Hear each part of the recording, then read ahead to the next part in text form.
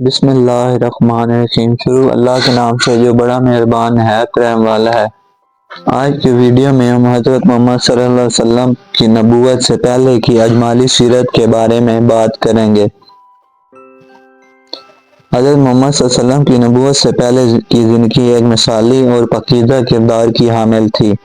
حضرت محمد صلی اللہ علیہ وسلم 12 ربیع الاول عام الفیل 570 یا 571 عیسوی میں مکہ مکرمہ میں پیدا ہوئے۔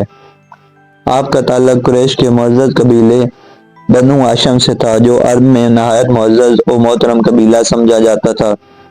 آپ کے والد عبداللہ آپ کی پیدائش سے پہلے وفات پا گئے اور والدہ آمنہ نے آپ کی پرورش کی، لیکن وہ بھی 6 سال کی عمر میں وفات پا گئیں۔ پھر آپ کے دادا عبدالمطلب نے کفالت کی، مگر 8 سال کی عمر میں ان کا بھی انتقال ہو گیا۔ اس کے بعد آپ کے چاچا ابو طالب نے آپ کی پرورش کی۔ حضرت محمد صلی اللہ علیہ وآلہ وسلم بچپن ہی سے دیانتدار، سچائی کے پیکر اور نرم مزاج تھے۔ آپ صادق، سچ بولنے والے اور امین امانت دار کے لقب سے مشہور ہوئے۔ کبھی جھوٹ نہ بولتے، کبھی کسی کے ساتھ دھوکہ یا زیادتی نہ کرتے اور ہمیشہ حق و انصاف کی حمایت کرتے۔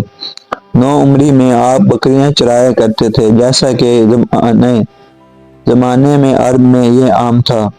جوانی میں تجارت کا پیشہ اختیار کیا اور ایمانداری اور سچائی کی وجہ سے مکہ کی ایک معزز خاتون حضرت خدیجہ رضی اللہ عنہا نے آپ کو اپنا تجارتی قافلہ سنبھالنے کی پیشکش کی۔ آپ کی دیانتداری اور بہترین کاروباری معاملات سے متاثر ہو کر حضرت خدیجہ نے آپ کو شادی کا پیغام بھیجا، جو آپ نے قبول کیا۔ اس وقت آپ کی عمر 25 سال اور حضرت خدیجہ کی عمر 40 سال تھی۔ آپ ہمیشہ مظلوموں اور یتیموں کا ساتھ دیتے، کمزوروں کی مدد کرتے اور سماج میں عدل و انصاف کے قیام کے لیے کوشاں رہتے۔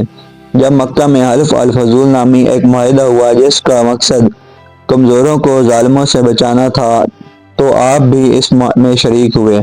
خانہ کعبہ کی تعمیر نو کے دوران حجر اسود کو اس کے مقام پر رکھنے کا معاملہ آیا تو قریش کے مختلف قبائل میں جھگڑا ہونے لگا۔ اس موقع پر حضرت محمد صلی اللہ علیہ وسلم نے نہایت دانش مندی سے اس تنازع کو حل کیا اور سب نے آپ کے فیصلے کو قبول کیا۔ آپ دنیاوی عیش و عشرت اور جھوٹے خداؤں کی پرستش سے سخت نفرت کرتے تھے۔ مکہ کے بت پرست معاشرے میں رہتے ہوئے بھی کبھی کسی بت کو نہیں پوجا اور نہ ہی کسی غیر اخلاقی فعل میں ملوث ہوئے۔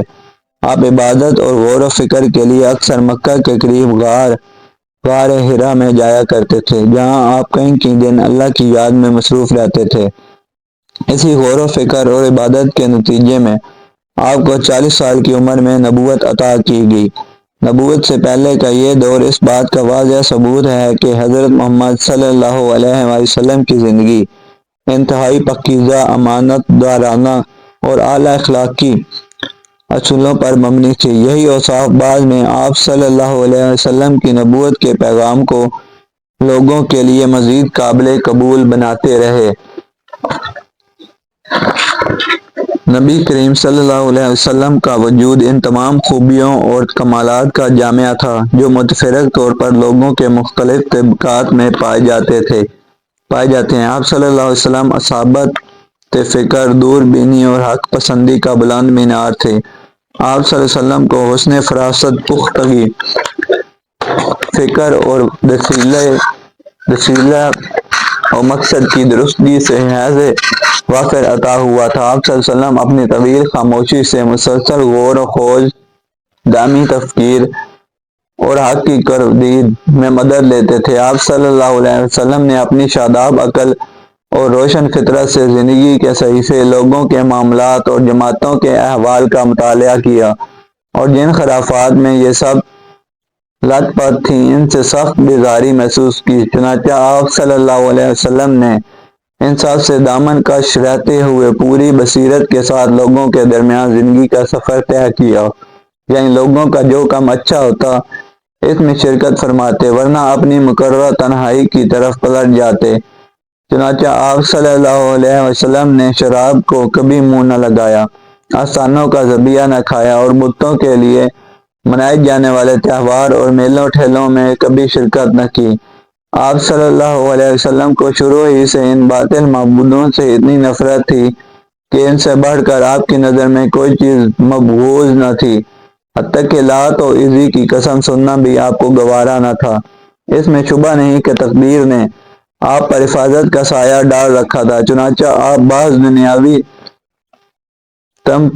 تمتعات کے حصول کے لیے نفس کے جذبات متحرک ہوئے اور بعض ناپسندیدہ رسم و رواج کی پیروی پر طبیعت آمادہ ہوئی تو نہایت ربانی دخیل ہو کر رکاوٹ بن گئی۔ ابن اثر کی ایک روایت ہے کہ رسول اللہ صلی اللہ علیہ وسلم نے فرمایا، اہل جاہلیت کا جو کام کرتے تھے مجھے 2 دفعہ کے علاوہ کبھی ان کا خیال نہیں گزرا، لیکن ان دونوں میں سے بھی ہر دفعہ اللہ تعالیٰ نے میرے اور اس کام کے درمیان رکاوٹ ڈال دی۔ اس کے بعد پھر بھی کبھی مجھے اس کا خیال نہ گزرا، یہاں تک کہ اللہ نے مجھے اپنی پیغمبری سے مشرف فرما دیا۔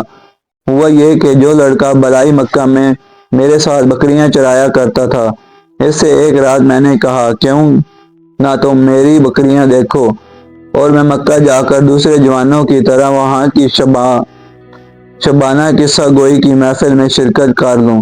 اس نے کہا، ٹھیک ہے۔ اس کے بعد میں نکلا اور ابھی مکہ کے پہلے ہی گھر کے پاس پہنچا تھا کہ باجے کی آواز سنائی پڑی۔ میں نے دریافت کیا کہ کیا ہے۔ لوگوں نے بتایا، فلاں کی فلاں سے شادی ہے۔ میں سننے بیٹھ گیا اور اللہ نے میرا کان بند کر دیا اور میں سو گیا۔ پھر سورج کی تمازت سے میری آنکھ کھلی اور میں نے اپنے ساتھی کے پاس واپس چلا گیا۔ اس کے پوچھنے پر میں نے تفصیلات بتائیں۔ اس کے بعد ایک رات پھر میں نے یہی بات کہی اور مکہ پہنچا تو پھر اسی رات کی طرح کا واقعہ پیش آیا اور اس کے بعد پھر کبھی غلط ارادہ نہ ہوا۔ صحیح بخاری میں حضرت جابر بن عبداللہ سے مروی ہے کہ جب کعبہ تعمیر کیا گیا تو نبی کریم صلی اللہ علیہ وسلم اور حضرت عباس رضی اللہ عنہ پتھر ڈھو رہے تھے۔ حضرت عباس رضی اللہ عنہ نے نبی کریم صلی اللہ علیہ وسلم سے کہا، اپنا تہبند اپنے کندھے پر رکھ لو، پتھر سے حفاظت رہے گی۔ لیکن جو ہی آپ صلی اللہ علیہ وسلم نے ایسا کیا، آپ صلی اللہ علیہ وسلم زمین پر جا گرے، نگاہیں آسمان کی طرف اٹھ گئیں۔ افاقہ ہوتے ہی آواز لگائی، میرا تہبند، میرا تہبند، اور آپ صلی اللہ علیہ وسلم کا تہبند آپ کو باندھ دیا گیا۔ نبی کریم صلی اللہ علیہ وسلم اپنی قوم میں شرعی کردار، فاضلانہ اخلاق اور کریمانہ عادات کے لحاظ سے ممتاز تھے، چنانچہ آپ سب سے زیادہ بامروت، سب سے خوش اخلاق اور سب سے معزز ہمسایہ، سب سے بڑھ کر دور اندیش، سب سے زیادہ راست گو، سب سے نرم پہلو، سب سے زیادہ پاک نفس، خیر میں سب سے زیادہ کریم، سب سے نیک عمل، سب سے بڑھ کر پابند عہد اور سب سے بڑے امانت دار تھے، حتیٰ کہ آپ کی قوم نے آپ کا نام ہی امین رکھ دیا تھا، یعنی سچا رکھ دیا تھا، کیونکہ آپ احوال صالحہ اور خصال حمیدہ کا پیکر تھے۔ اور جیسا کہ حضرت خدیجہ رضی اللہ عنہ کی شہادت ہے، آپ صلی اللہ علیہ وسلم درماندوں کا بوجھ اٹھاتے تھے، کئی دستوں کا بندوبست فرماتے تھے، مہمان کی مہمان نوازی کرتے تھے اور مصائب حق میں اعانت فرماتے تھے۔ یہ تھی حضرت محمد صلی اللہ علیہ وسلم کی نبوت سے پہلے کی اجمالی سیرت۔ آگے آنے والی ویڈیو میں ہم حضرت محمد صلی اللہ علیہ وسلم کی نبوت اور رسالت کے بارے میں بیان فرمائیں گے۔ امید کرتا ہوں آپ کو یہ اسلامی ویڈیو پسند آئی ہوگی اور ہم انشاءاللہ کوشش کریں گے کہ آنے والی ویڈیو میں مزید بہتر طریقے سے بیان فرمائیں، اور آنے والی ویڈیو میں ہم حضرت محمد صلی اللہ علیہ وسلم کی ترتیب کے ساتھ آہستہ آہستہ تمام زندگی کے بارے میں آپ کو بتائیں گے اور خود بھی جانیں گے اور دوسروں کو بھی جاننے کی کوشش کریں گے۔